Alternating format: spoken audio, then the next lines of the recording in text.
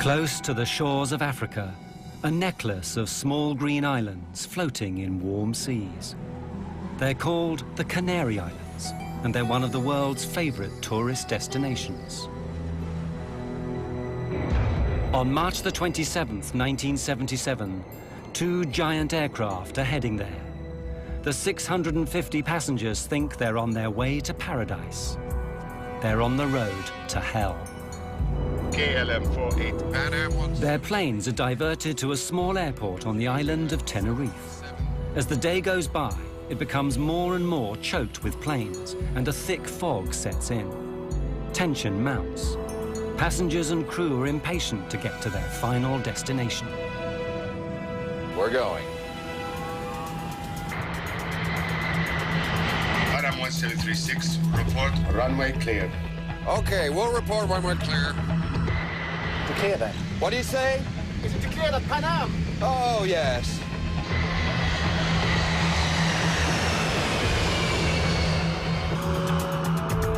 There he is. God damn, that son of a bitch is coming straight at us!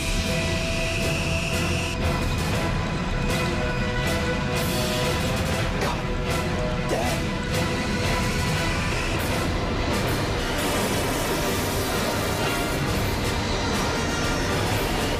Come on! Come on! Get off! Get off!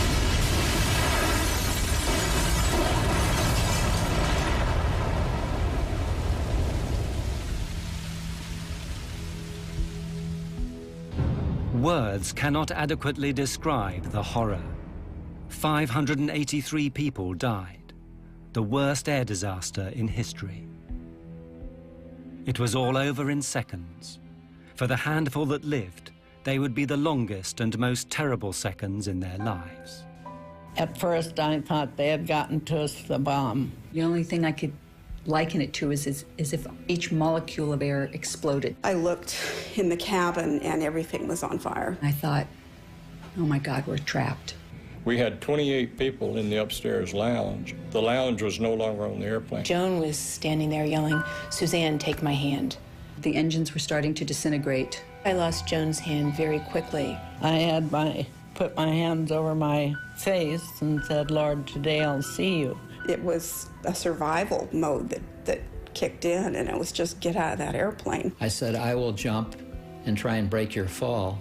The airplane was collapsing in on people. I immediately thought it was total destruction. Well, I felt so responsible because I couldn't take care of my passengers, and so helpless in looking back and knowing that there's nothing you can do. You can't get back in the aircraft. There's no way to get in it, and it's all on fire. Firemen are there for 12 hours trying to put out the flames, but it's a hopeless task. As the news spreads around the world, everyone wants to know, how could two state-of-the-art aircraft possibly be on the same runway at the same time? All those people dead. What had gone wrong? Who was to blame? Only later would they discover the chain of coincidences, mistakes, and misunderstandings that had led to the biggest disaster in the history of aviation.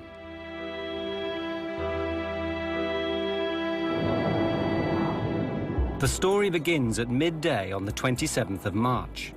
Pan Am Flight 1736 is nearing the Canary Islands. This has been a long, long flight. The plane left Los Angeles via New York the afternoon before. Now the passengers are tired, looking forward to journey's end in the Canaries' capital, Las Palmas. So, you guys been to the Canaries before? You guys ever visited the Canary Islands? Yep. I had a great time there. Golden beaches. Oh. Grilled fish. Midnight swims. I could do with that. But this is the first time I've been routed this way. Me too. It's gone quickly. Yeah. And this particular flight was one of the first ones that was what we named a fly cruise trip. Most of the passengers were retirees. Their destination was Las Palmas. Then they would board a cruise ship and do a 10-day cruise. and then come back, and then they would be picked up again and flown back to the United States. What no one has told the passengers is the Canary Islands have their own local brand of terrorists. They're determined to get independence from Spain, which actually owns the Canary Islands.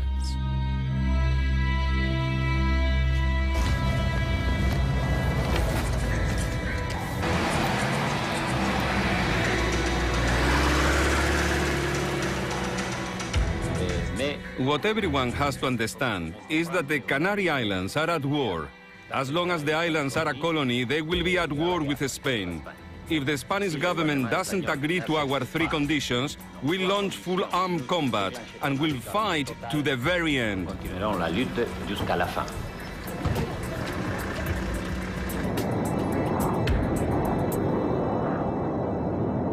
Six hours out of New York? I could do it again. Doesn't time fly when you're having fun? On board the Pan Am plane are 380 passengers, with 11 flight attendants to look after them. I was on the flight with my best friend, Suzanne Donovan, and we used to bid flights together, and we could do that. And we would, because we enjoyed each other's company so much. Hey, Susie, save some of that energy for Paris. Oh, oui, oui. We're just going to go to Las Palmas and drop off the passengers and ferry the aircraft, which means flying it without any passengers, up to Paris and then stay in Paris.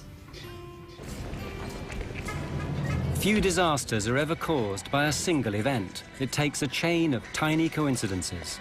And so it was that day. Everything is going fine. But at that moment, the terrorists decide to act. And as luck would have it, they choose Gando, the airport for Las Palmas, where the Pan Am plane is due to arrive shortly.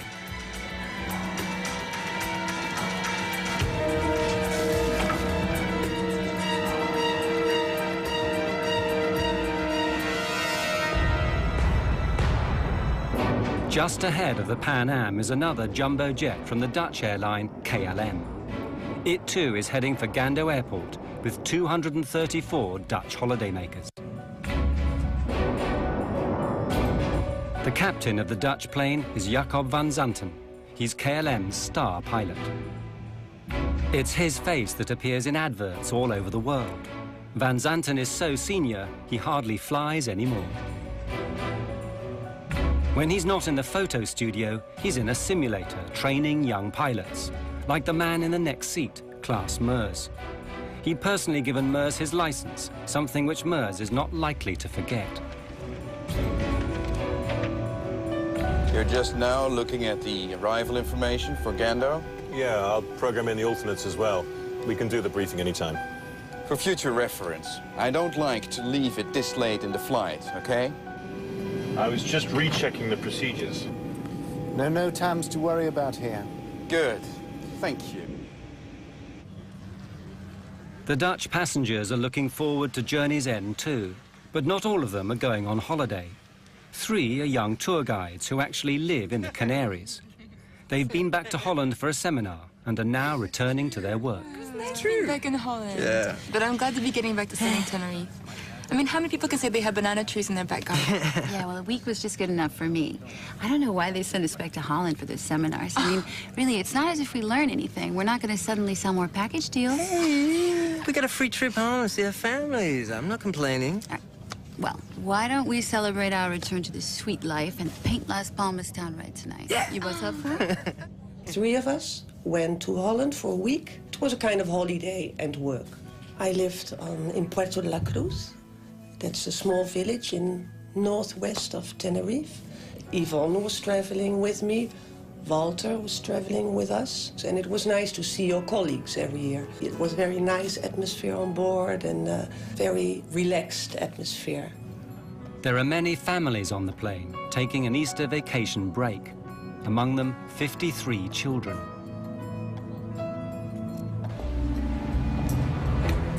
There are 2 bombs in the terminal. You have 10 minutes to save as many lives as you wish. We'll talk again. And so it begins, the first step on the road to disaster.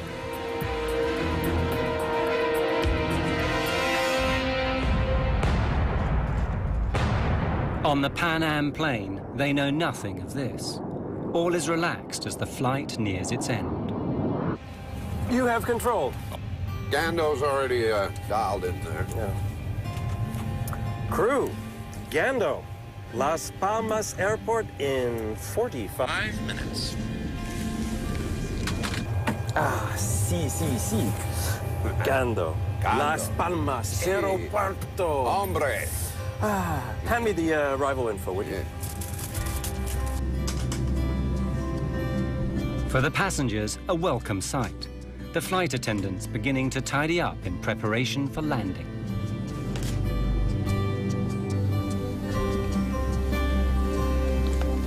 Here are your roses. They still look nice and fresh. Oh, lovely. Yes, a friend of mine gave them to me in the airport. I wish somebody would give me roses like that. Here. Oh, take one. I insist. I had worked very hard, and I was ready for a break. I had great anticipation for what we would see and hear and experience. For nearly everyone on board, this is the start of something special, the holiday they've always promised themselves. My husband and I were taking this trip to celebrate our 10th wedding anniversary. It was the first really big trip we'd been able to take because we'd been in school forever and didn't have the resources to take a trip like this before.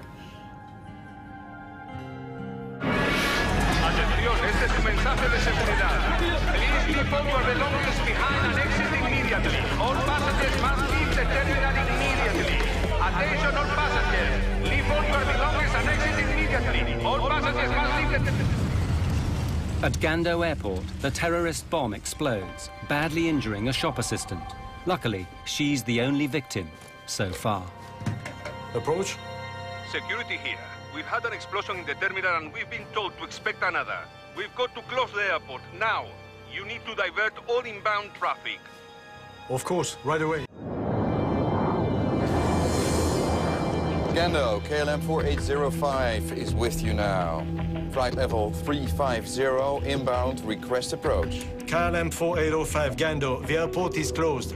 Divert to Los Rodeos Airport via Tenerife VOR. Descent flight level 250. Well, how do you like that? I'm in serious danger of missing my dinner. 250 for you now. 50.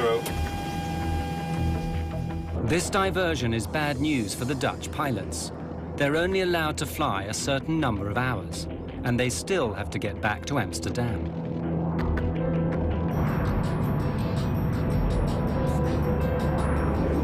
Gando, Pan Am 1736, good afternoon. We're on flight level 370, 120 miles west, inbound, approach. Pan Am 1736, Gando, the airport is closed. Divert to Los Rodeos Airport via Tenerife VOR. Descent flight level 250. We filled her up at New York. Asked them if we can wait. What would you say, George? 2 hours up here? 2 hours easy. Gando, 1736 requests a hold over Las Palmas. We have enough fuel to wait about 2 hours. Negative, sir. I say again, the airport is closed. We had an explosion in the terminal. There's already a long line of aircraft in front of you. Expect halts at Los Rodeos. Contact Canary's approach now on 118.5. Oh, that's just great. I think they just had so much traffic to deal with, they didn't have time to even consider giving an airplane clearance to hold or whatever. So that's what I assumed, that they had made up their mind, that they were just diverting everyone to Tenerife.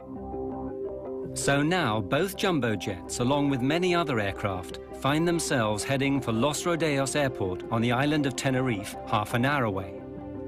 It turns out to be a regional airport, more used to dealing with light aircraft than Boeing 747s. It has only one runway and about as much parking space as the average supermarket. But it's the only airport within striking distance.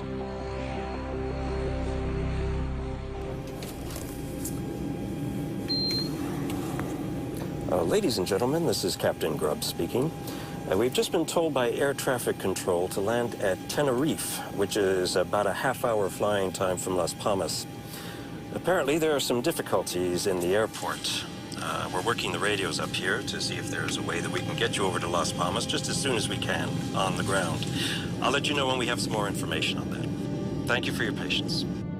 When they made the announcement that we were not going to be able to land right then at Las Palmas, mostly I was frustrated because it had been a really long trip, and I was tired, and time changes and this and that. So I guess I would say that the chief feeling was frustration and sadness that we couldn't immediately disembark and get on a boat. People were not happy about this because it was not a good omen, you know. It was not a good omen having this take place. For the air traffic controllers at Los Rodeos, it's not good news either. It's Sunday, and they're short-staffed. In the tower, there are only the two of them. Enough on a normal day, but today there threatens to be as much traffic as a motorway on a bank holiday Monday. The hell are they thinking? What do they want? That makes 4 planes already and 2 747s on their way. So what have we got? Pan Am 747, KLM 747. KLM 4805, you are number 3 behind the 737. Report outer marker. 4805, follow the 737, report outer marker. My God, I've seen postage stamps bigger than this place. God, we're gonna get boxed in here. God damn it. Anyone care to hear about the landing checklist? Klaas, you're flying. You've got to call the landing checklist. Landing checklist, please. Auto brake? On medium, you never know. Runway is short, and on top of it might be slippery. Be careful. Lima Tango 107, you are clear to descend to flight level 80, holding pattern. At Los Rodeos, planes are pouring in one after the other. Sunjet 282, switch to ground now on 118.7.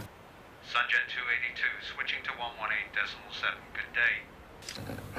God damn it. Of all the days this has to happen, just when Spain is gonna teach Hungary a lesson in football. I don't know. For sure it's bad timing. How are we supposed to get all these planes down? That Sunday, the two controllers find themselves thrust into a situation that's way over their heads. Los Rodeos had never seen so many big aircraft all at once. Contact standby for taxi clearance. Sunjet will take your place. You can begin your taxi just after it passes behind you. Brake, Spantax, hold on. Hey, say, where are you gonna put the KLM? Next to the breathing 737. No choice. Still waiting for the Pan Am 747. Yeah, but that's 2 large carriers. It won't be easy to handle. You gotta leave some room for these other planes that want to roll. Pan Am 1736, leave level 230 now for level 120, call back crossing 180. The Pan Am plane begins its approach. Now 1736 cleared to flight level 120, report crossing 180. The passengers are fed up. After 13 hours in the air, they're wondering when it's all going to end. Say, why the diversion? Is anything wrong at the airport? No, just a slight technical difficulty. It'll be cleared up in no time. Nothing serious? No, nothing to worry about. At the back of everyone's minds is, how long is this diversion going to last? Is it going to jeopardize their cruise? Will they miss the boat?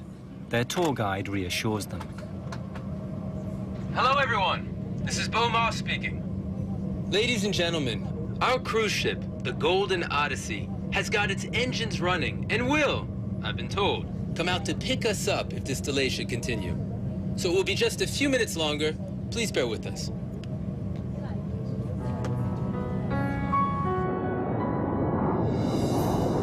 Auto brake selector on medium? We did the landing checklist. Auto brakes, medium. KLM 4805, clear to land runway 30.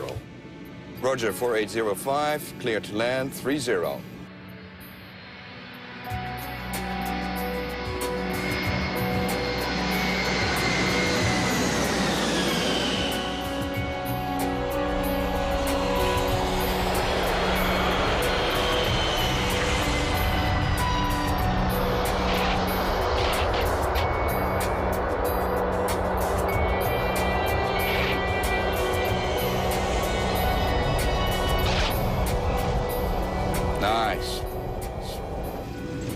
effortless landing. Nice and smooth. Grandma didn't spill her tea.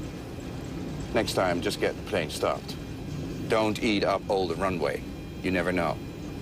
Okay? Right. I think he wants us to park parallel to the 737. All right. You've got room on my side. You can turn. Stop. Brake here. Stop. All right. That'll do. That'll do. Good, good, good. Los Rodeos ground. KLM 4805. 4805 ground? Yes. Any idea how long we're going to be here? Negative 4805. We're waiting for the word from Gondo. Well, then, we need to get our passengers in the terminal so they can be more comfortable. How many passengers do you have on board? 273 passengers. I'd rather not have them in here moaning and complaining. Roger, we're sending a passenger bus. Thank you. But this might only take a few minutes. Or it could be hours. You want to tell them to stay in there? The controllers are now stuck in the middle of a traffic jam, the likes of which have never been seen before at this airport. The tarmac is getting bumper to bumper. Miguel, take a look at this. Make it fast, man. We already got 2 aircraft blocking Charlie 1 and Charlie 2. The only option is to start lining them up down here. Not everyone's gonna make that turn onto Charlie 3. I already thought about that. We can squeeze the Pan Am 747 through here. How do you get them out if we ever do get them out? We'll have to backtrack them. Taxi down here, turn around, take off. He's gone, do the next one. We'll be here all night, you know that, right? Or you can go out there and pave us another runway. Maybe I do. Rodeos approach, Pan Am 1736. There is some method in their madness. Sooner or later, they'll have to get all these aircraft out again. Since all the taxiways are blocked with aircraft, what they propose to do is to use the main runway as a taxiway instead. The planes will take it in turns to taxi down to the far end, turn round, and take off. Ladies and gentlemen, we apologize for this delay. While the flight crew... The Dutch plane waits on the ramp. Its passengers should be spending this afternoon on the beach. Instead, they learn they're going to spend it hanging around the departure lounge of a small airport. No. We're going to visit another airport first, Los Rodeos. Then we'll be going to Las Palmas. Deadliest few days. Yes. Go on. Let's get your shoes on. It is weird. Robina, Walter and Yvonne actually live and work on this island. So when they eventually get to Las Palmas, they'll have to get another plane to bring them straight back again. Well, maybe we could get off here. Yeah, and what about our bags? You're so materialistic. Just because you want to see Paul doesn't mean the rest of us have. Robina wants to see her boyfriend Paul in Tenerife tonight, not spend it in Las Palmas. I miss him so much after this week in Holland. I could skip Las Palmas, to be honest with you. We're moving. Let's go. Bye. See you. Bye. You all right? Yeah. You don't look it. It's not right. There's all these planes. I get a bad feeling about this. Because of a terrorist bomb explosion, dozens of planes have been diverted to a small airport on the island of Tenerife in the Canaries. One of the first to arrive is a KLM jumbo jet. Its passengers are taken to the terminal. But what with those arriving, those departing, and those, like the Dutch, who are in transit, the little terminal is becoming overwhelmed.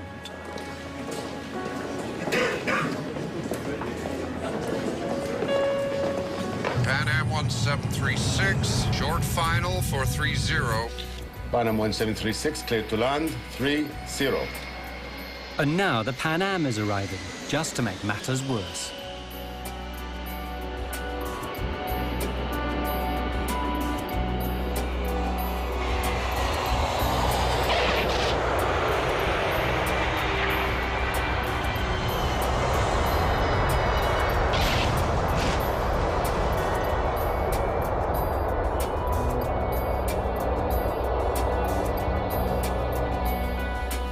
1736 at the end of the runway. You have a follow me for taxi instructions. Have you got him inside?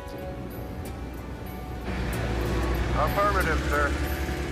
1736, you will be just behind 3 other planes. Have you got them inside? Looks a bit tight in there. 1736, be careful of your jet blast. When you turn, there's a plane just next to you. The ground situation was a traffic jam because when we landed there, the ramp was so crowded with other airplanes, and we were directed to taxi down to the end of the ramp area and park behind 3 other airplanes. And basically that's all we saw, and we didn't know when the airport at Las Palmas was going to open, so we really didn't leave the airplane area, let's say. By this time, the terminal is so full, there's no room for the Pan Am passengers. They'll have to stay on board their aircraft. After 14 hours stuck inside it, they're not happy. Ladies and gentlemen, I've authorized a door to be opened and the stair ramp set in place so that anyone who wants can walk down and stretch their legs. Unfortunately, due to the number of other airliners here now, we cannot get near the terminal.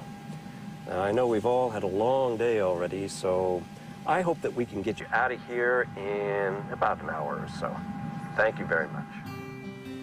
They actually allowed us to get off the plane and just to walk downstairs and stand on the tarmac, stretch our legs. I think everybody was getting weary of traveling and ready to start their vacation. They opened the doors to give us air and we could look out. It was cloudy and overcast. It kept darkening down and was not nice, like we had hoped it would be. Everyone had been expecting tropical sunshine. Instead, it's damp and misty with clouds as far as the eye can see.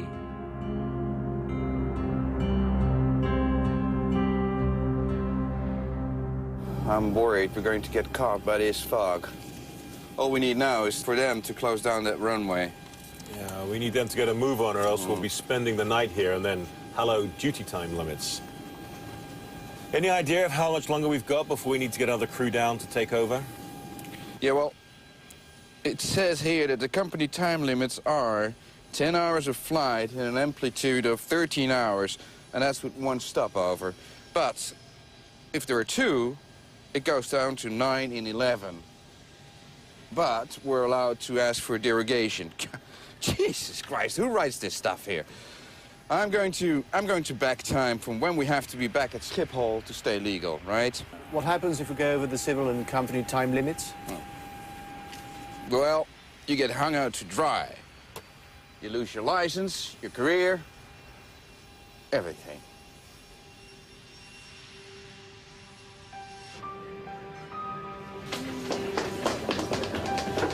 That's it, it's all settled. We can stay here in Tenerife. It's so stupid to go to Las Palmas now. We just have to come back tomorrow. And Paul's waiting. Let's get a taxi. Hey, slow down. Can't Paul wait another 24 hours? And they were making plans, you know, we're going to have dinner here, and then we're going to have a drink there, and we just wanted to go back to him. In the end, it's love that saves Rubina. I met Rubina in December 1976. I fell in love, and we've never been separated. No, again, afterwards. Why don't I pick up the bags and see you guys and stay together? Stay. You know, Walter and I actually know how to have a good time without you. Yeah. You'd just be a drag anyway, thinking about Paul the whole time. Really? Right. Excuse me. Is everything all right? Yes, we're all right. I am a bit peckish, though. Maybe we could get something to eat. I'm sorry. There is nothing left on board. Maybe just a cup of coffee and a biscuit? Not even that. I'm sorry. I really am.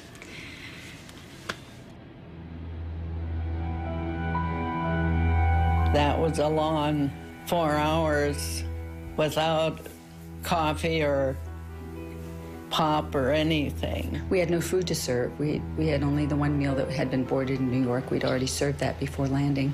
That was really all we had to serve. In the tower, the two controllers are also getting fed up. All the aircraft are in now, so there's nothing to do except listen to the football on the radio and worry. Clouds are gathering over the airport. Looks like we might have a campana. Yeah, these clouds are ready to jump down. A little more coastal wind, a drop in temperature, and we'll be covered in clouds. Better get a move on or they won't be taking off. Rodeos, Gando. Rodeos, go ahead. Gando to Tenerife ATC, we've just reopened. Temperature is 20 degrees. Winds light and variable. Arrivals raining 2-4. Gando will start sending them your way. We're at 14 degrees, fog and light rain. They'll be glad to get out of here. Let's get started. Should be tricky getting all these planes in line. Oh, we'll be all right. We'll just have to take it slow. No doubt about that. I just hope we won't still be here tomorrow. At last, everyone can leave. Well, here we go. To all aircraft, Gando is reopened. You can ask for startup and clearances at your discretion. Ladies and gentlemen, may I have your attention, please? Gando Airport has reopened. Your flights will be reporting short. Please make your way back to the gate as quickly as possible when your flight is called. Thank you for your attention. Para el embarque. Boarding was very complicated because when the passengers were called for their flights, they were scattered throughout the airport, in the cafeteria or buying souvenirs. We had to go around the map, and in fact, some passengers never did board the aircraft. Okay, right, so we need to leave within the hour, then make it a short stopover at Las Palmas, and we'll stay legal. All right? Willem, since we're trapped in here until the passengers get back, we might as well take on some fuel. Yeah, no, let's do that at Gando. It's less expensive there, right? Yeah, exactly. I mean, we've got enough to... There might be many planes wanting fuel at Las Palmas. Huh? Or who knows? We'll be in a hold if Gando's slow to close down again. While I'm sitting here in this seat, I make the decisions. You might have a point there. Refueling before they take off will affect everything that happens from now on. Ramp KLM 4805 requesting refueling.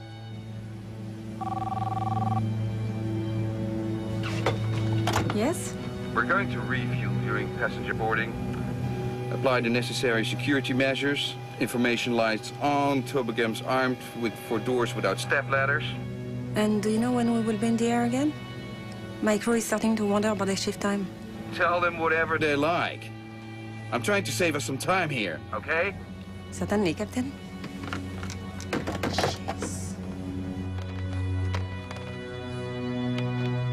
In order to keep the weight down at takeoff, the normal practice is to take on just the amount of fuel you need, plus a margin for safety. But the Dutch captain takes on 55 tons, enough to get him not just to Las Palmas, but all the way back to Amsterdam. That decision will have unexpected consequences for everyone. KLM 4805, passengers continuing to Las Palmas, can now board. Inside the terminal, all the passengers are called to rejoin their flights, but 2 Dutch children are missing. They've slipped outside to explore. You go this way, I'll go check the bathroom. Let's meet at the gate in 5 minutes. All right. Meanwhile, Rabina is trying to get off the KLM flight. Although I do understand your wish to stay. Yes, this is where I'm coming tomorrow, so there's no point in me going all the way back to Las Palmas. Yes, I guess this is just against company rules, and as much I would like to help you, I'm afraid you must take this plane. I guess you can't change the rules just for me, but there's no harm in trying, right? Have a nice day. Thanks. KLM might not be willing to bend their rules, but Rabina decides to bend them anyway. Problem? Kind of. What? But I'm staying anyway. They'll just have to arrest me. I'll pick up the bags for you. Thanks. I'll walk to the door with you guys so that my friend here thinks I'm taking the plane. Let's go. Come on.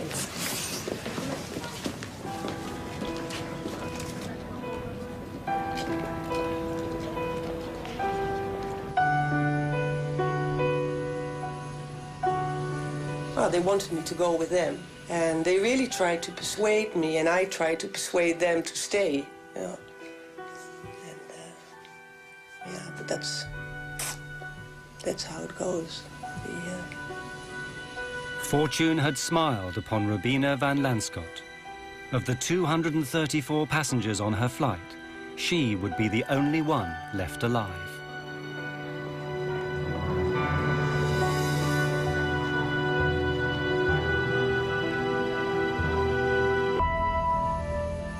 The temperature is 14 and falling. The dew point is 12, not a good sign. The visibility is going to drop like a rock. Weather. Hi guys, it's Fernando. What's the current visibility? Got it. Keep us posted if it changes, okay? In the meantime, we're going to let them go. The controllers need to move quickly before the weather closes them down. But some planes can't move. Rodeos ground. Pan Am 1736 request clearance. Las Palmas latest weather and taxi instructions. 1736, there's a delay for you. The KLM in front of you is refueling. Oh, come on, let's try to get around him. But there's going to be a revolt back there if we don't get moving soon. Ground, we'll try to sneak past him here. The Pan Am captain does his best. He starts his engines and tries to squeeze past. But a 747 is nearly 200 feet long. It's not built for squeezing. Damn, not enough room. George, why don't we get a breath of fresh air and take a look? The engineer and I went out underneath the right wing and basically stepped off the distance between our wingtip and the KLM 747's wingtip, and we were 12 feet short of being able to taxi easily around the airplane. For the sake of 12 feet, hundreds of lives are going to be lost.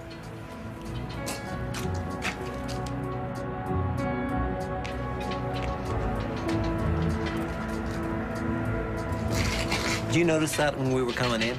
The volcano, amazing, isn't it? Legend has it the devil himself lives on Mount Teide. 12,000 feet, highest point in Spain. It's always in the clouds. He must get socked in here all the time. Yeah, warm, moist air comes screaming across the Atlantic, hits this island, gets cooled down, and wham, you're in the soup. And the tourists start screaming. KLM 4805, this is Pan Am 1736. How's Anthony?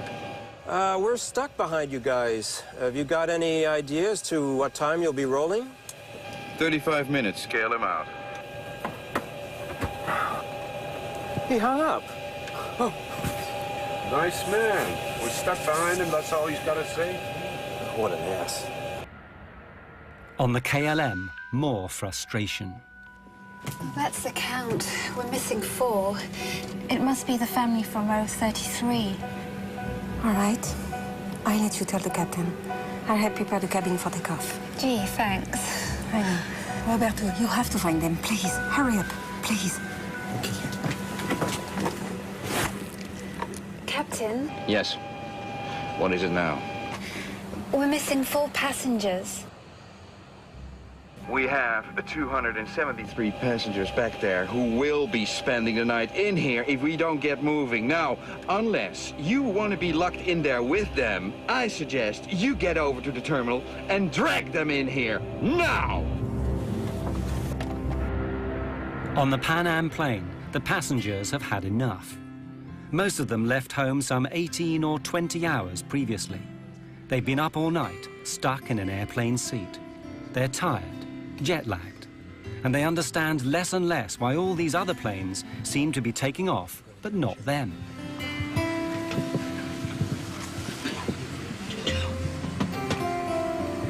My friends, I know it's been a trying afternoon for all of us. But when we are finally on board the Golden Odyssey, you will be pampered day and night. Your own private telephone will give you access to room service at all hours. A twist of the button will give you just the right temperature.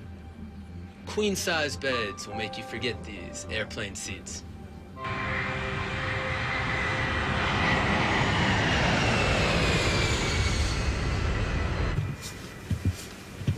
Miss, I can see the other planes are taking off. What's the holdup?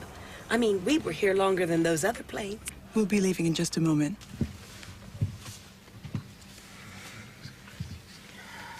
Keep thinking of Paris, I guess. You can keep thinking about it. Yep.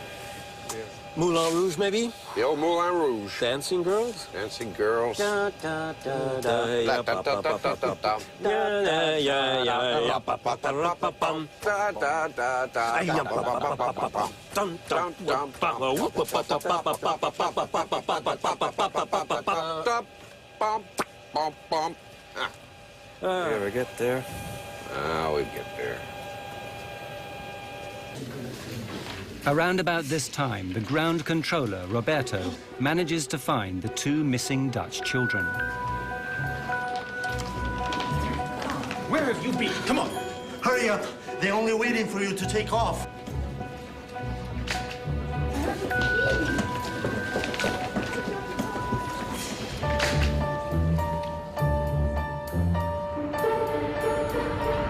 He takes them back to their plane, and as it happens, to their deaths.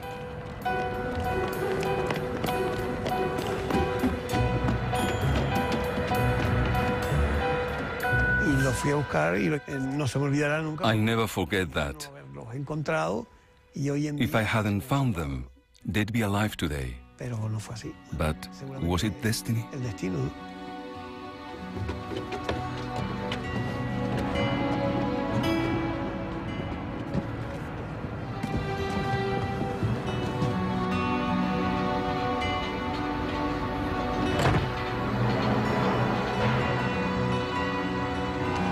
Station calling to start. Ground. KLM 4805 is ready for startup. 4805, clear to start. Checklist before startup. Plane free, blocks in place, doors shut and checked. Ready for startup in sequence 1, 2, 3, 4. Affirmative, ready on 1. The KLM pilots start their engines one by one and prepare to go back out onto the runway for takeoff. If the weather were good, there'd be no problem at all. But everything is changing rapidly, and for the worse.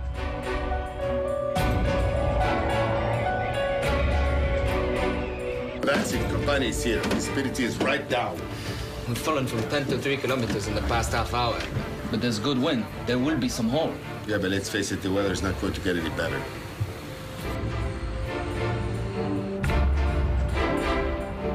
Approach 4805 requires backtrack on runway 12 for takeoff on 30.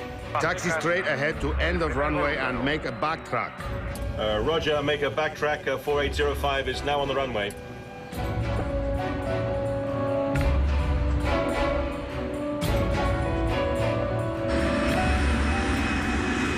The KLM is now back on the runway. The Pan Am prepares to follow them a few hundred meters behind, through the fog, which is getting thicker by the minute. Pan Am 1736, ready to start. Pan Am 1736, you are clear to start. Thank you. Please make sure your seat belts are fastened, your tray tables are closed, and your hand baggage is stowed beneath the seat in front of you. The weather's taking a real dive here. Yeah, looks like we're getting sucked in. Hey, ask him to turn down the fog machine, will you? Pan Am 1736, clear to taxi on runway, following the KLM. Pan Am 1736, following KLM. Basically, our instructions were to follow KLM, to backtrack down the runway. Now, backtrack means that you're taxiing down the runway in the opposite direction of the takeoff, following KLM. 335 tons of Boeing 747 turn out onto the runway. At first, traveling at about 15 kilometers an hour, but not for long. A fog bank started on the right hill. This particular airport is situated between two fairly big hills. And we saw the fog bank come off of the right hill and proceed down and stop right on the runway. So our visibility went from unlimited to 500 meters. We lost sight of the KLM airplane. I'll have 2 planes sailing on the runway. Keep some healthy separation. Visibility is dropping every second. Yeah, they can't see much out there. They certainly can't.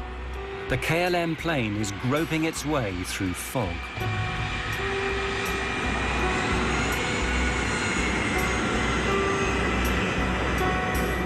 Can barely see the pavement. We're down to 50 knots ground speed, Scott. Taxi checklist. This is a nightmare. We'll never make the limits at this rate. And I really don't want to be spending the night at Las Palmas. I'll give headquarters a call. Taxi checklist. Please. EPR, ADI, safety compass. Compared and checked. Okay, we're massing 200 tons with 55 tons of fuel.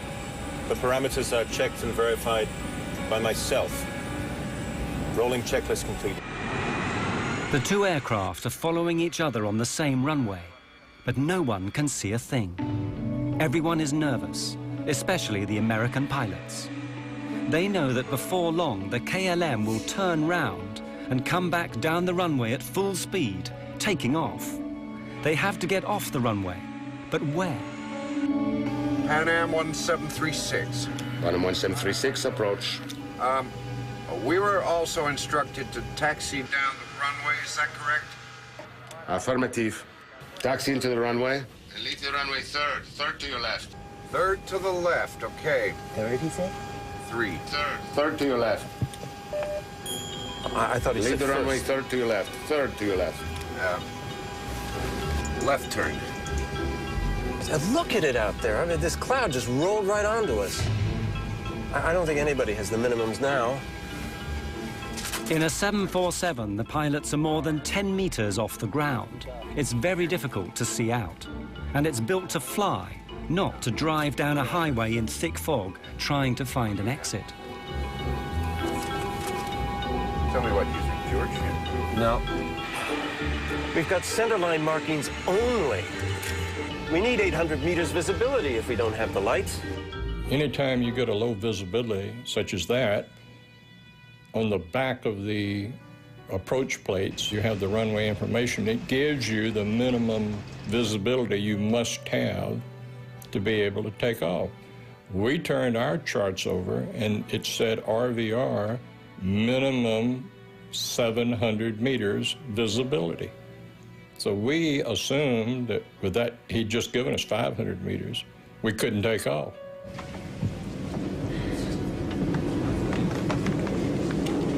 My feet are killing me. Something tells me this isn't going to be over anytime soon.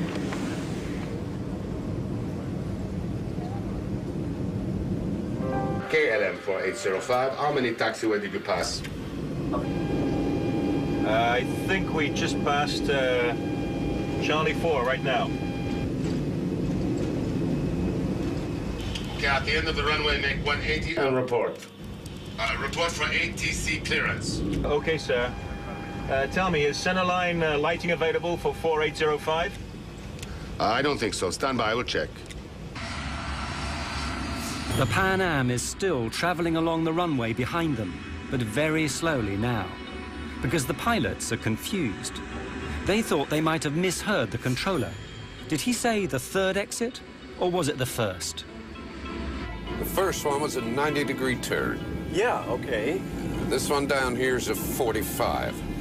It must be the third. But this third exit seems to be an impossible turn for a 747. There must be some mistake. The logical exit is the next one, Charlie 4. It's only a 45-degree angle and leads to where they want to go. I'll ask them again. Would you confirm that you want Pan Am 1736 to turn left at the third intersection? The third one, sir. 1, 2, 3, third one. 1, 2. Good, well, that's what we need, right? The third one. Uno, dos, tres. Right. 1736, report, runway clear. Pan Am 1736. We couldn't see any taxiways.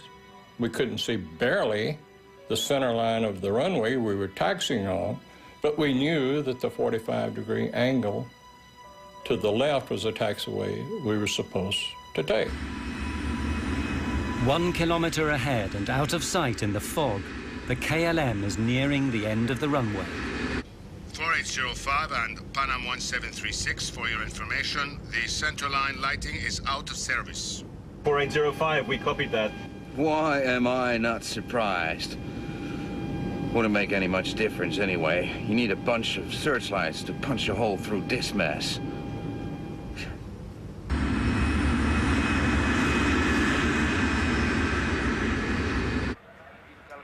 Back in the control tower, things are becoming stressful too. For several minutes, they've been unable to see either of these two big jumbo jets on the runway. They don't have ground radar like a big airport. To all intents and purposes, they're working blind.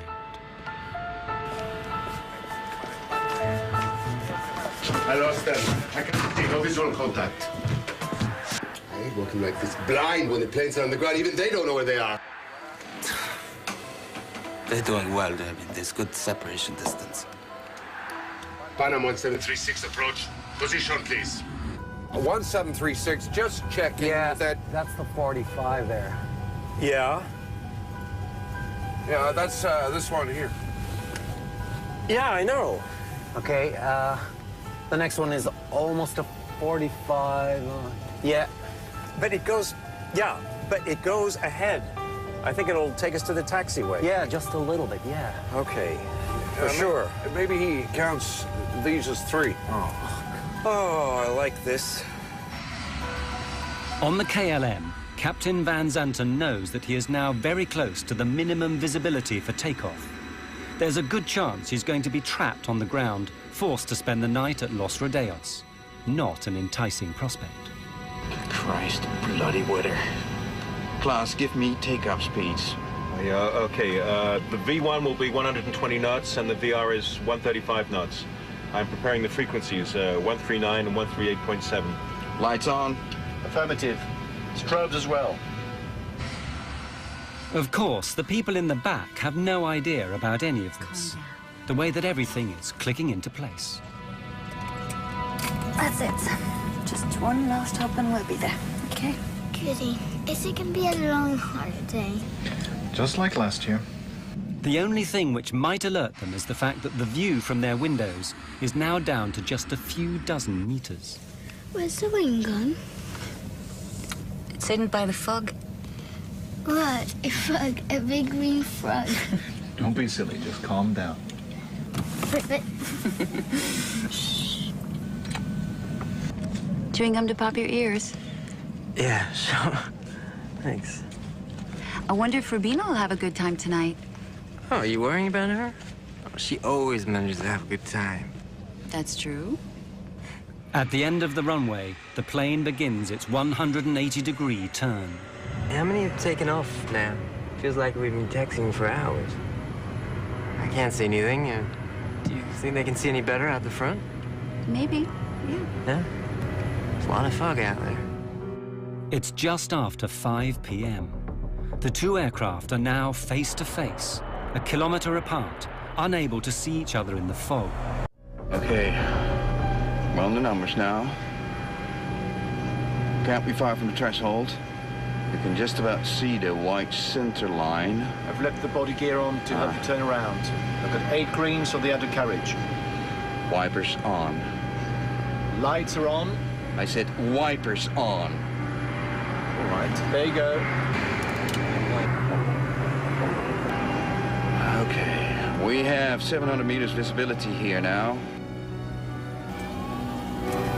Wait a minute. We don't have ATC clearance. I know that. Go ahead, ask. KLM 4805 is now ready for takeoff. We're waiting for ATC clearance. KLM 4805, you're clear to the Papa Beacon. Climb to and maintain... ATC clearance is the route the aircraft intends to take once it's left Los Rodeos. But it's not permission to take off. That has to be obtained separately. Las Palmas VOR. Roger, sir. We're cleared to the Papa Beacon, flight level 90. Right turn out 040 until intercepting the 325. We're going.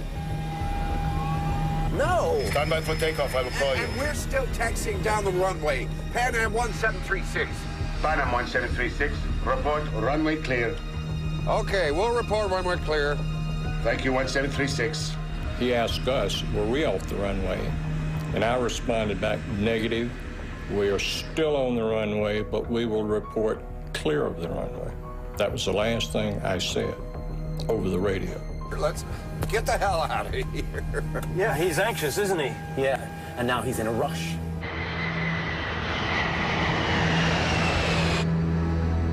We were only taxiing at 3 miles an hour. Nothing in my mind would have even given me the thought that he was taking off.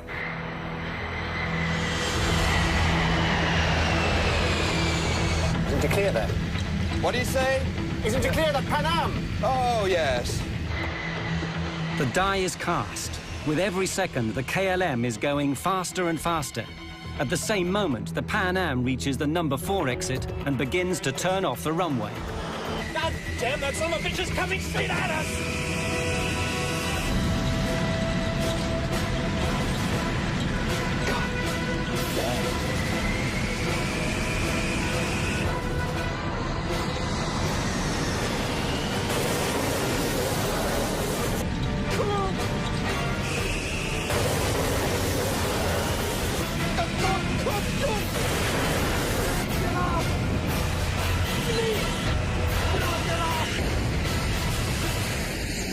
When he hit us, I didn't think he'd done us that much damage because the airplane very quickly shuddered.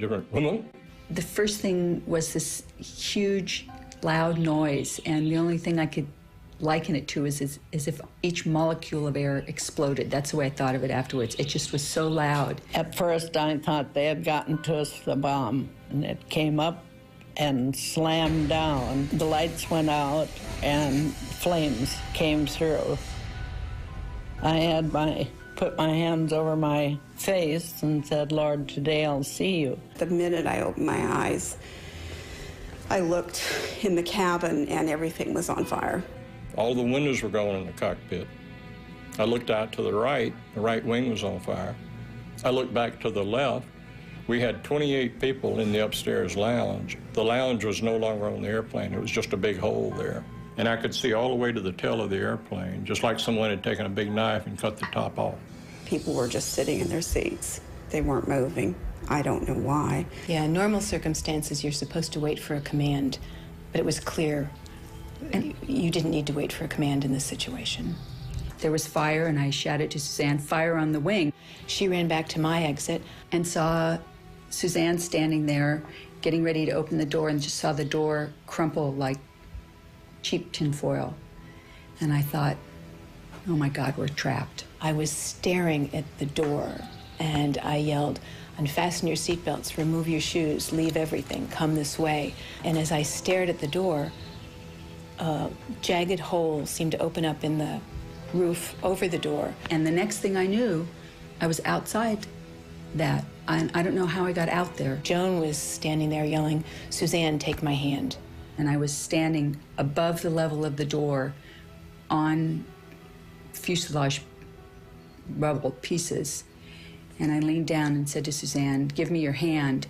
She grabbed me out with one hand. I mean, I don't know how she lifted me. And then we were standing up on top of almost on top of this airplane.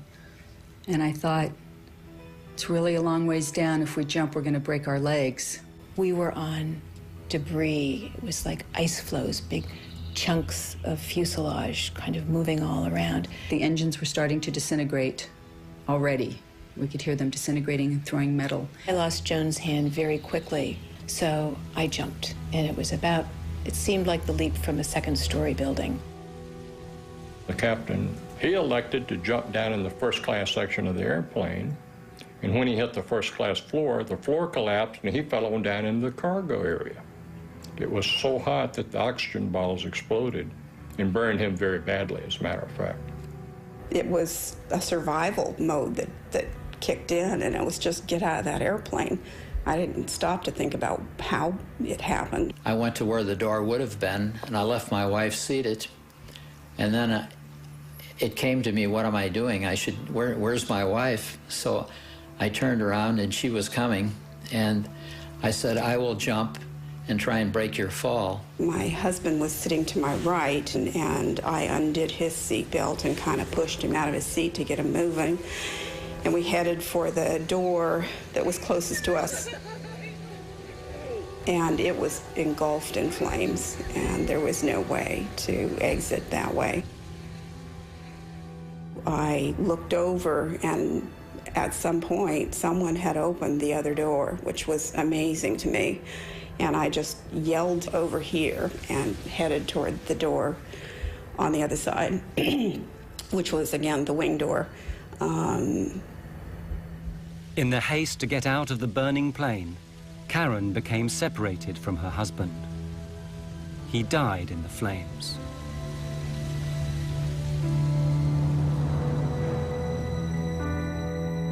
I immediately thought it was total destruction. It never dawned on me that I would make it. But I thought, hey, you know, do something. Don't just sit there, do something. I just went over the seat backs, and I'm not that athletic really, but I went over 3 rows of seats. One man was sitting there looking like I need help, but I couldn't help him. When KLM hit us, all communication stopped. The tower called and couldn't get any response from either the KLM or ourselves. There was an airplane in the holding pattern right above Tenerife. Called the tower and said, I see smoke and wreckage on your runway. Rodeos approach Sterling 105. We're downwind from runway 30 and something's glowing on the field. Looks like a fire. Are you aware of any fire? Shit, this can't be true!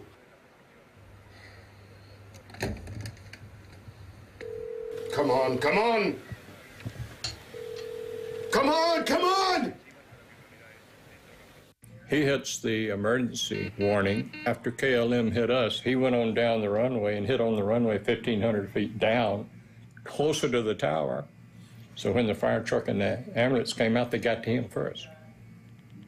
So no one came to us for quite a while. As a matter of fact, I remember thinking, I wonder why somebody hasn't gotten out here to help us.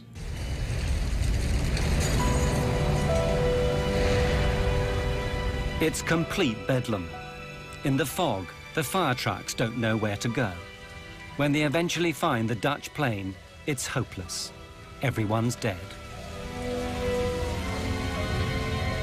And the whole time, they don't realize there's a second plane a short distance away, hidden in the mist, with people waiting to be saved. It's another 20 minutes before the Pan Am plane is discovered. Only 20% of the Pan Am passengers get out alive, and most of them are gathered on the left wing, which has somehow miraculously remained intact.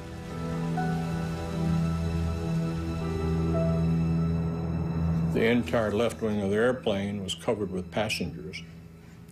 And it turned out there were probably 45 to 50 passengers out on that wing. I've never asked anybody how high the wing is from the ground on a 747, but it looks to be a very long ways. And I cut open my head and fractured my foot. My wife jumped after me, and she said, I cannot walk. And I dragged her on her side for probably a block and a half away from the plane. The motors were going full tilt, and I didn't want to get over where the motors were, so I sat down by the body of the plane. I had no comprehension at that moment that I would be jumping off the wing and... In the debris, you knew there were trapped passengers and people, and there was absolutely nothing you could do to help because the airplane was collapsing in on people. Only one door was opened by a crew member, and that was one of the black flight attendants who did that. And she lost her life when the engine disintegrated and debris hit her. And I thought if we could just walk around to the other side of the plane, we would find all of the passengers and our other fellow crew members. Which, of course, wasn't the case. Even 20 minutes after the disaster, the the controllers in the tower still have no idea how serious things are. Departing aircraft. All departures are suspended until advised.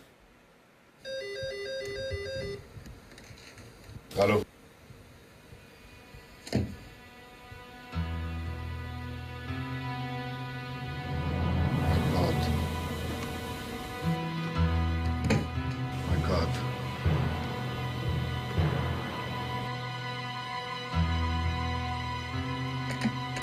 I'll get local fire out here. Notify the ambulance. We have an emergency. We need every vehicle they've got. We're done. This can't be our fault, I mean, I told him to clear the taxiway.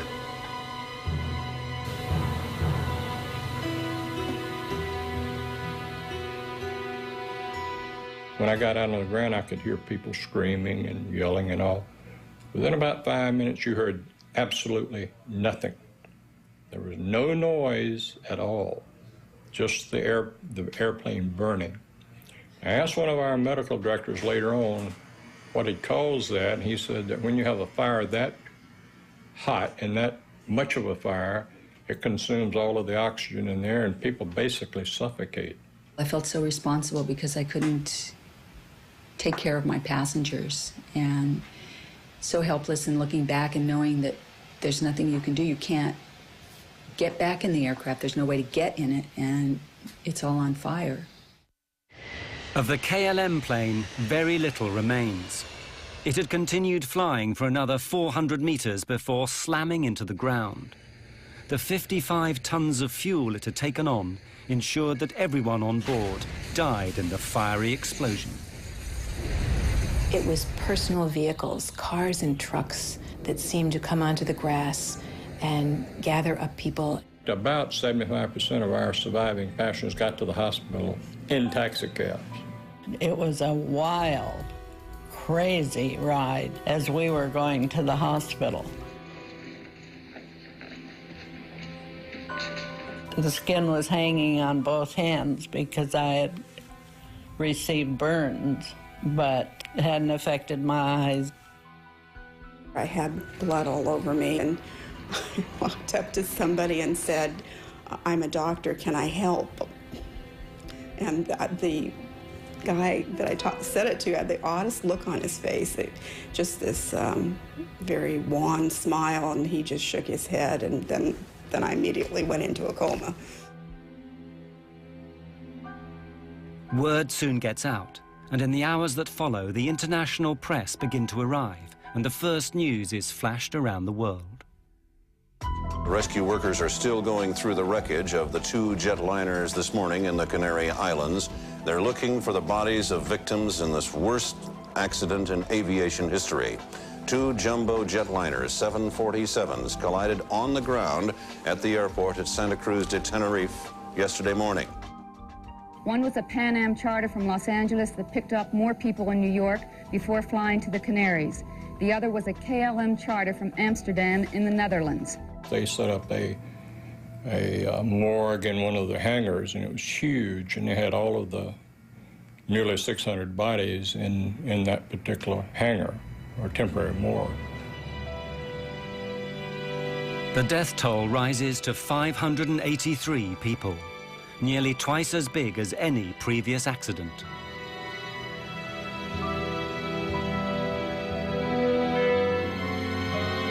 And then everyone begins asking the same questions. How and why could two state-of-the-art airliners smash into each other on the same runway?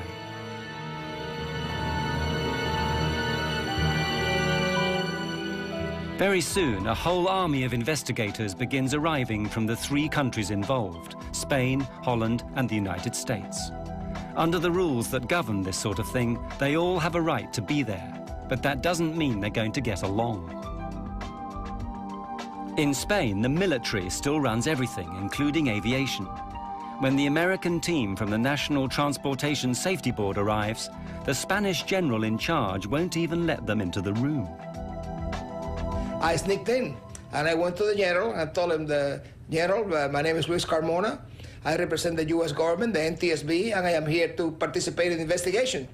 He answered back to me, I represent the king, and you get out. So as I was walking out, he looked at me again and he said, hey, you don't look American. And I told him, well, yes, I am an American, but I was born in Cuba. And he said, well, so did I. I was also born in Cuba. So he turned around and he asked me questions and asked me to bring my team in, and we started doing the accident investigation then. The investigators discover the chain of coincidences that had led remorselessly to the deaths of 583 people. If any one of them had not occurred, neither would the accident. The first had nothing to do with airplanes, a terrorist bombing perpetrated by a small group fighting for their independence. Their intent was to create publicity for their cause. In that, they certainly succeeded. There are 2 bombs in the terminal. You have 10 minutes to save as many lives as you wish.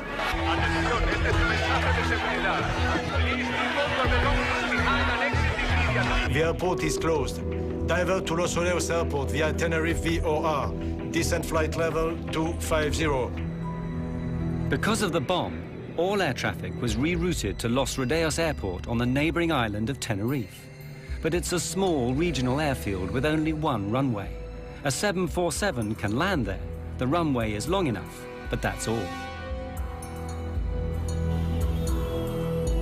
The airport is ill-equipped and unable to handle that amount of planes or people. Lima Tango 107, you are clear to descend to flight level 80. Subject 282, switch to ground now. Contact standby for taxi clearance. KLM 4805, clear to land runway 30. Pan Am 1736. Pan Am 1736, short final. As luck would have it, this tidal wave of traffic happens on a Sunday afternoon, when there are just 2 controllers on duty. They're good, but not used to handling as many airplanes as on that day. Big airplanes that need lots of room to park. They are confronted with an enormous jigsaw puzzle. We'll be here all night, you know that, right? Or you can go out there and take us to another runway. Meanwhile, in the KLM cockpit, the stress is mounting. Any idea of how much longer we've got before we need to get another crew down to take over? Yeah, well, KLM had recently introduced new company rules which handed out severe penalties for pilots who exceeded their flying hours. What happens if we go over the civil and company time limits? well, you get hung out to dry. You lose your license, your career, everything. The KLM plane has to get away before 5:30 that afternoon or abandon the flight. Hundreds of passengers would then have to be found hotels on this small island. A new crew would have to be flown in from Amsterdam. The expense would be enormous. Willem, since we're trapped in here until the passengers get back, we might as well take on some fuel. But that seemingly simple decision seals the fate of everyone aboard the KLM. Refueling not only delays him for half an hour and the Pan Am stuck behind him, it makes the KLM plane so heavy it'll be unable to lift off and clear the Pan Am plane on the runway. The half-hour delay has another effect. During that time, the weather changes abruptly. Los Rodeos is an unusual airport. It's on a plateau high in the hills. Los Rodeos Airport is at 2,000 feet elevation, and the normal clouds in the area, they stay about 2,000 feet. So when the wind blows the clouds over the airport, it closes the airport. The visibility goes to zero. And it goes on and off all the time. Unfortunately, for an airport that's constantly lost in fog, Los Rodeos is ill-equipped to deal with it. It has no ground radar so that controllers can see where the planes are. In fact, the facilities are downright primitive. When he was not, they had a person sitting in a building next to the runway, and he just took a visual measurement of the weather, and that's how the weather was checked. And that's about all. In the fog that day, both aircraft are invisible to the controllers. I lost them. I can't see no visual contact. There are no runway center lights working either. Visibility is on the borderline of what is safe. In fact, as far as the Pan Am crew is concerned, it's below the legal minimum, so no aircraft can take off. Look at it out there. I mean, this cloud just rolled right onto us. I don't think anybody has the minimums now. But the Dutch are working to a different set of rules. The scene is all set for a disaster. What will actually trigger it? The Dutch investigators thought they'd found the reasons. God damn it. Of all the days this has to happen. Just when Spain is going to teach Hungary a lesson in football. The controllers, they say, were listening to the football on the radio. Perhaps their minds weren't on the job. Furthermore, their bad English had confused the pilots. Taxi into the runway. And leave the runway third. Third to your left. Third to the left, okay. Third, he said? 3. Third. Third to your left. I thought he said leave the first. runway third to your left. Third one, sir. 1, 2, 3. Third one. 1, 2. Good, well, that's what we need, right? The third one. 1, 2, 3. We were listening to the controller talking to the other airplanes. We were listening to the controller giving the ATC clearances, the taxi clearances. And he spoke clear enough English for anyone, I think. So I'd have to say, no, I don't think the controller was involved at all. I don't think he had any fault at all in this accident. 1736, just checking that. That's the 45 there. But the Dutch haven't finished yet. Yeah, that's this one here. Yeah, I know. They make an even more controversial claim, one that provokes a blazing row, that the Pan Am plane had caused the accident by being on the runway when it shouldn't have been. They hadn't followed orders to turn off. Okay, for sure. Maybe he counts these as 3. Oh, I like this.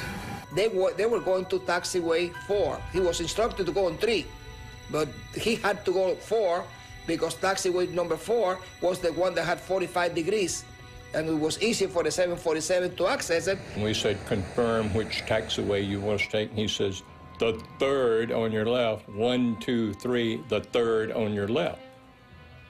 And here again, I still believe this. I think he had seen us go by the first one, and when he says count 3 more taxiways, the third, 1, 2, 3, we were doing exactly what we thought he meant for us to do, and I still think that's what he meant for us to do. It was the logical taxiway to take.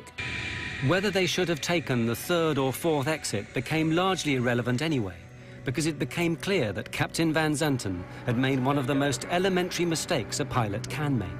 He'd taken off without permission. We have 700 meters visibility here now. Wait a minute. We don't have ATC clearance. I know that. Go ahead, ask. KLM 4805 is now ready for takeoff. We're waiting for ATC clearance. KLM 4805, you're clear to the Papa Beacon. The KLM is given its ATC clearance, which is simply the route it must follow after takeoff.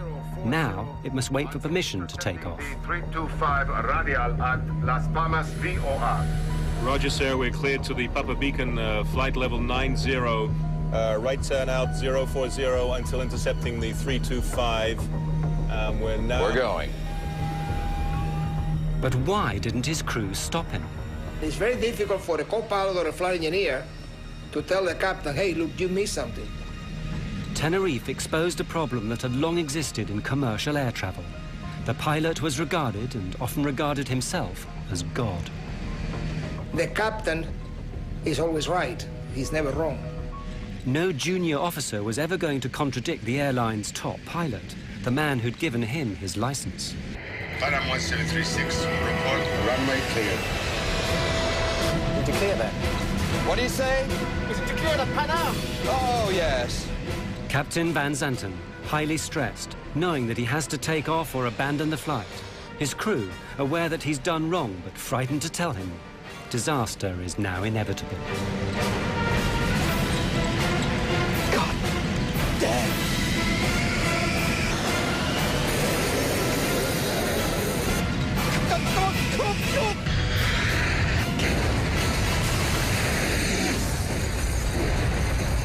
The official report is written by Spain. It blames the accident on Captain Van Zanten's decision to take off without permission. The Dutch refuse to accept it. They publish their own report, blaming language difficulties and the general confusion at Los Rodeos. What I learned from the Tenerife accident is that regardless of how well qualified, experienced, professional, and exact professional you are, okay, accidents, as long as human beings are involved, accidents can always take place. The insurers pay out a record sum, $2 billion in today's money. As for the survivors, the images of the 27th of March will always be with them. They've just learned to live with them, that's all. And whenever I have friends that travel, I tell them, make sure you know where your exit is, make sure you read all that stuff, know how to get out of the airplane. I mean, those are important things. I never had nightmares. I had only dreams about being helpless and being at an airport behind a big, thick window and watching an airplane take off and knowing that it was going to crash and wanting to shout out, but there's this big, thick glass window. You're just helpless, and that's what you feel, is this, because our responsibility is to take care of everyone, and that's what we want to do, and we couldn't do it. We couldn't save them. The loss of my husband had a tremendous impact on my life, on my son's lives, on my extended family's lives. It was huge. Then you can see how strange life is, you know, that things like that happen, that you get off and they go on, and perhaps if the plane left a minute later, it wouldn't have happened. I think it brought home to me how quickly you can leave this life and how everyone should enjoy life every and each day as much as you possibly can. Well, after the crash, I decided to start a family. I thought maybe I will stay home and have children. I thought, you know, my friends have died, and if I let myself sit in this little apartment, it's going to be as if I'm curled up and died, and that's not fair to them. I can honor them best by living a life, a full life, and not being afraid. I am blessed because I do not have any horror left over from the accident. I felt ashamed the first while. And a long time I thought, you know, I wish I died, because I felt very bad. I was scared for quite a while after the crash, but I knew if I flew with Joan, she would pull me out again.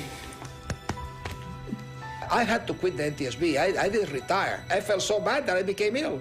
I had to go to a doctor and get some medication because I got sick. I went back to Tenerife, my wife and I had a driver take me out to the airport and show me the runway, and I looked at it all. I did it all over again. And then I went back and took the Golden Odyssey steamship from the Royal Cruise Line to sort of complete the situation which I had missed.